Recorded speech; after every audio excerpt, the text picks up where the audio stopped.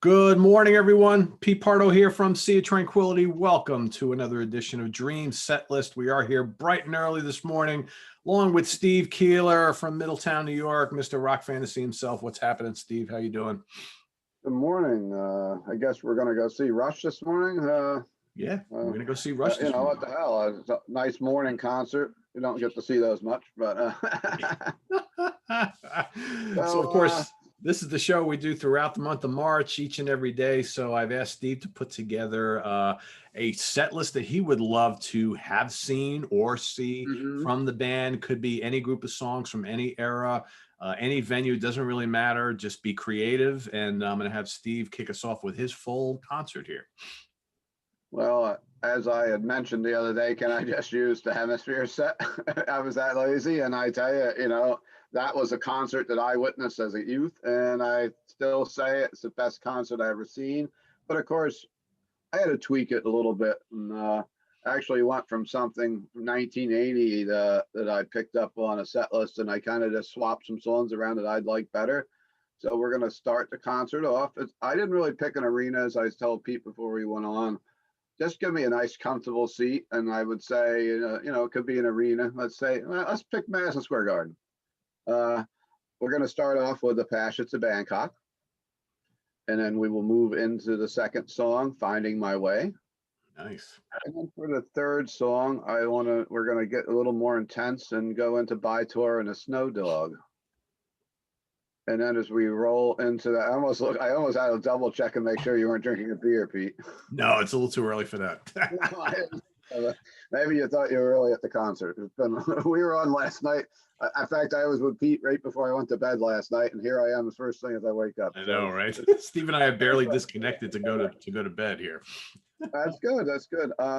And then after By Tour to Snow Dog, I'm going to do something I don't think they've ever done.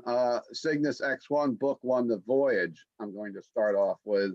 And then I will go into Cygnus X1 Book 2, Hemispheres, and Cygnus X1 Book 2, Hemispheres, part 6, The Sphere. So we're going to kind of revisit the hemispheres there. And then after that's done, I guess you're going to have to come up for a breather because that's going to be pretty intense. And then we'll slow things down a little bit with kind of their hit single from the 70s, Closer to the Heart. And I would move into track number 6 with A Farewell to Kings. And then we will move into the La Villa Strangiato. Nice. And then, of course, on track 8, we're up to track 8. We will start with 2112 and do pretty much the whole, the overture, the Temples of Syrinx, the Discovery, the presentations, and the I can't even pronounce that word this morning. The Soliloquy. Yeah, that's a tongue twister for me just waking up. And the grand finale. And that puts us to track number 14, which would be, we're saying that's going to be the encore. So everyone's going to have to take a break and start chanting for Rush to come back. And they're going to come back with Working Man. And then they're doing quite a bit of an encore here. They're doing Fly By Night, In the Mood, Bastille Day. Wow. And rounding out the concert with your lighters in the air, Something for Nothing. And that's my Rush set list. I don't think there's a bad song on it. And I don't know if there's any, even if I picked one from the 80s, it's probably not a bad song, or maybe even the 90s, not a bad song on those. But I grew up in the 70s with them, and I felt that would be a set list I would like to see. I mean, you could add the Fountains of Lamont in there somewhere if you'd like. But other than that, there we go. That was painful. I like it. That's pretty good. You and I think we're not far apart here in our line of thinking. So I didn't get to see Rush until Moving Pictures Tour. So I talked to guys like you who got to see them in the 70s with the robes and all that kind of stuff. That's what I really wanted to see. So that's kind of where my line of thinking here was. So I went back to the Hemispheres Tour, 1979, and I envisioned this at the Mid-Hudson Civic Center because I know they did play the Civic Center quite a bit through the latter part of the 70s, and it's a headline Yes. set. Yes. And so what I did was I took a look at like what they did play on that tour, but I kind of mixed Yeah. it around quite a bit, and I kind of thought, well, this is what I would like to see. So starting off this set, we're going to go right into Anthem from Fly By Night. Nice. From there, we're going to go to the title track of A Farewell to Kings. From there, Yeah. we're going to dip into the Hemispheres this album for the first time during this evening for The Trees. From there, we're Wow. going to go to Passage to Bangkok from 2112. Yeah. And then I'm going to do very similar to what you did, almost. We're going to do Cygnus X1, Book 1, The Voyage from A Farewell to Kings, moving into Cygnus X1, Book 2, Hemispheres from the Hemispheres album. So we're going to play the two big, and you know, it's funny because I think most of us tend to remember the Cygnus tracks as being like, you know, really, really long, but they're really only like 10, 12 minutes long or whatever. So it's not too long, right? We can fit a couple others in this set. So from there, we're going to go into What You're Doing. Yeah, exactly. What You're Doing from the Rush album, from the very first album. Yeah. From there, we're going to go back to A Farewell to Kings for Xanadu. Nice. From there, the band's going to rampage into 2112, the entire thing. Yeah. Then we're going to go to something a little bit shorter, a little bit more straightforward for Bastille Day from Caress of Steel. Yeah. Then we're going to stay on to Caress of Steel for the Necromancer, which I think most fans have probably never seen them play, right? So that was pretty cool. I haven't. Yeah, and I love that tune. From there, we're going to go to another new song from the Hemispheres album, La Villa Strangiato. Whoa. Then we're going to go into By Tor and the Snow Dog from Fly By Night, which is going to have a Neil Peart drum solo. Yeah. And then the last song of the set is going to be Something for Nothing from 2112. Yeah. Band's going to go backstage, come back out to the roar of the crowd. They're going to finish it all off with a really heavy version of Working Man from the first album. And that's my set. That's a pretty heavy set, I think. And not only one encore. What if we chant for another song? Are you going to play us one more, Pete? Yeah, then we'll have Lakeside Park. Okay. That's a weird ending, but yeah, cool. I love that song. Yeah. Awesome. So, you know, we weren't far apart on our thinking here.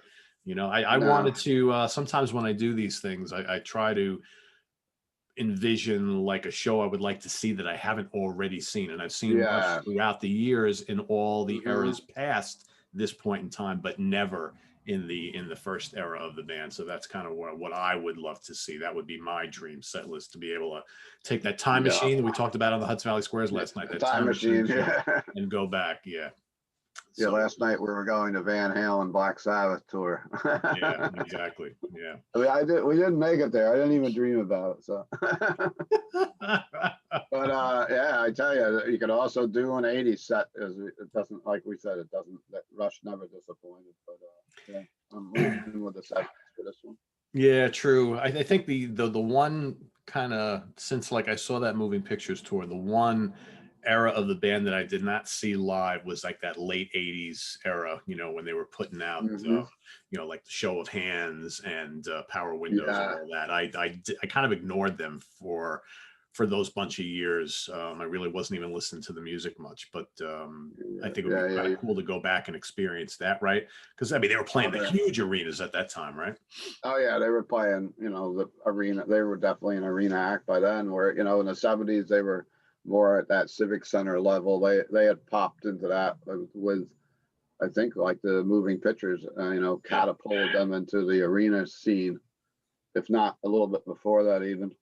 Yeah, no, because I saw them at the Garden in the Meadowlands for Moving Pictures and Signals, but then you know, I didn't see them again for like 20 years after all that. I saw them. Yeah, I'm kind of the same with you. I saw them with Signals at the Hartford Civic Center, and then I hadn't seen them again until Counterparts, which was at the Pepsi Arena in Albany, New York. Yeah. And then after that, I started going every year, like a little bit further after Counterparts. I took a break until I don't even remember. It was too early in the morning, but I started doing every year they came around. I said, I'm going to see Rush, because you just don't know how much longer you have with any, you know. I did that with all the classic acts, you know, that used to say, hey, you know, you want to go see the Allman Brothers? Yeah, you better go see them now, because they're not going to be around forever. And I did that with Rush, and I did that with a lot of bands. So, you know, as I look back living in the pandemic now, I'm so glad that I had a lot of those memories in my head of seeing these shows, and I'm glad I went and did it. Yeah, I feel the same way because you never know. I mean, all of our heroes are like dropping like flies, and it's like you think there's going to be another tour always, and that's not really realistic these days, right?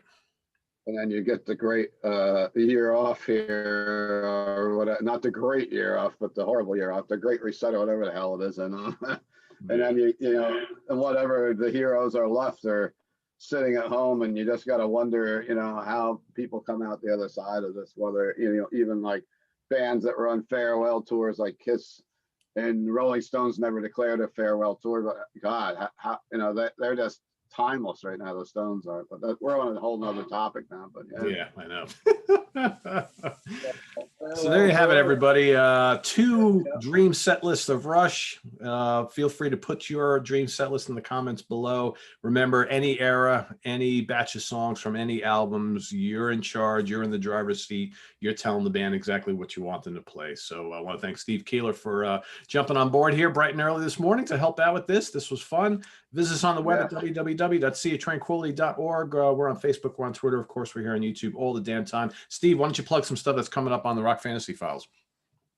Well, we've been pretty busy over on my channel with a lot of help from John McAtee from Incantation. I know that a lot of people on this channel aren't familiar with death metal, but John is a legendary death metal leader of his band, but he is really into a lot of music. And we just did an interview with Mr. Aldridge from the Dead Daisies. He did with Sydney. Yeah, I'm getting what you did a few weeks ago. I was going to call her Lindsay. But Sydney from you know, her podcast joined us on that. We just did we're doing one on Thin Lizzy this week, which will be fun to watch, and we will have a couple people that actually played in Thin Lizzy joining us on that, so that'll be fun. Just a lot going on. I've got the girls from Nervosa coming back on this week again. Diva Satanica and Mia Wallace will be joining me for an interview. And we just did one on the new wave of British heavy metal, if you've got fans for that. And we had some people representing Diamond Head and Raven and Grim Reaper and Venom on that show. So that was quite informative and quite fun. But and thank you, Pete, for helping promote my channel a little bit. It's been keeping my head above water with this pandemic. It's just something to keep you in touch with something we love with music, of course, which I love, and that's why I opened my record shop. So thanks for all the help that you've given me and everybody else that's given the channel. And I know a lot of people have come over from this channel to support the Rock Fantasy Files, and it's just great. Thanks. Yeah, and I do want to thank everybody for doing that and helping Steve out build up his audience. And he's got some really good stuff going on over there. I do want to mention John McAtee will be on Sea of Tranquility this Thursday with me. We're going to be ranking the albums of technical death metal act Atheist. So you'll be seeing John on Sea of Tranquility for the first time. Yeah. Yeah, so cool. I'm glad that happened. Definitely any of the talent that I've gathered, if you'd like to use any on this channel, feel free to ask me, you know. And Steve and I also, we haven't forgotten, Steve and I are going to be ranking the albums of Immortal coming up over the next couple of weeks. So we just have to schedule that, but that's in the works as well. Very well. And, you know, we can, maybe I could even bring you a special guest for that. Let's see what we can work out. There you go. There you go. So thanks everybody for watching. We appreciate it. Have a good day, and see you tonight for In the Prague Seat and all sorts of other stuff happening this week. Woohoo! So make sure you check that all out. Make sure you subscribe, and we'll see you later on. For Steve Keeler, I'm Pete Pardo. Goodbye, everybody. Great TV without commercials. That's right.